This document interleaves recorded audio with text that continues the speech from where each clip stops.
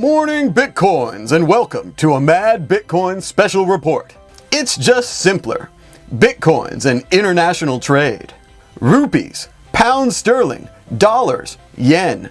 Globally, these currencies and hundreds more do more to separate us from our neighbors than connect us. Technology has made global trading a lot easier than in the past, with the exception of trading textiles for tea leaves, which was an elegant and classy trade because who doesn't need tea leaves and have extra textiles sitting around? Trading goods for currencies and then trading the currencies for other currencies has always been a hassle. But hassle no more, thanks to the blockchain, that great ledger in the sky that stores all of our transactions. No longer does an international shipper want euros or pesos or even bars of gold bullion to melt down in their furnaces.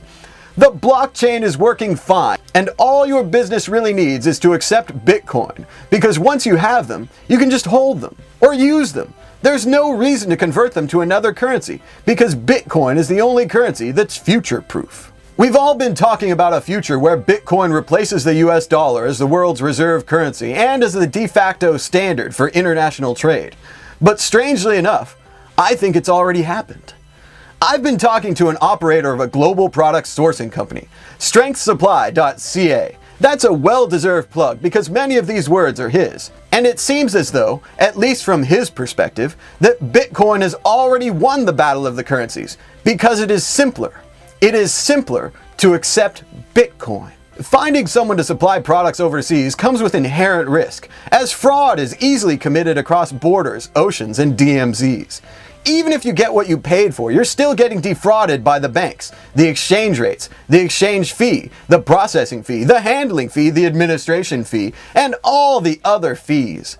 When StrengthSupply.ca began sourcing wholesale products for our clients and our own distribution, international trading revealed its many obstacles, corruption, and a widespread Western Union addiction. This powerful addiction to Western Union has brought many scammers to the front line of global trade, as they need money to pay the exorbitant fees that it costs to send money through Western Union. Their desperation is obvious, and there are corrupt people that want to steal your money so that they can transfer their own money. In the end, when all is said and done, buying products overseas is not at all like the traditional purchasing that you make within your own country. Most companies get discouraged after a few purchases because if you're not careful, you can easily fall victim to a scam. What it really comes down to is simplicity. If I had to deal with more than the two currencies that I do, I would need another full-time worker and a new business to exchange the currencies. Ironically, these national currencies are not encrypted like Bitcoin, but they require a lot more work to exchange, and a loss is almost always incurred. For my decentralized business activities, I need a decentralized currency to complement the daily operations. Bitcoin is the answer. An interesting fact, 80% of our revenue is from Bitcoin, which shows how much Bitcoin is catching on, even overseas. Think about it. Bitcoin is simpler. If the customer really wants to purchase the items, they'll send Bitcoin, because a Bitcoin transaction cannot be canceled or stopped by a third party.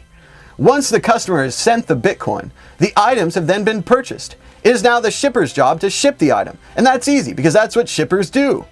There's no hassle converting the currency, and there's no hassle receiving the currency. All the customer has to do is sit back and wait for their shipment. That's all there is. Bitcoin is superior to all of the other currencies because of its simplicity. The battle of the currencies is already over. Bitcoin has won. This has been a MadBitcoins Special Report. It's just simpler. Bitcoins and international trade.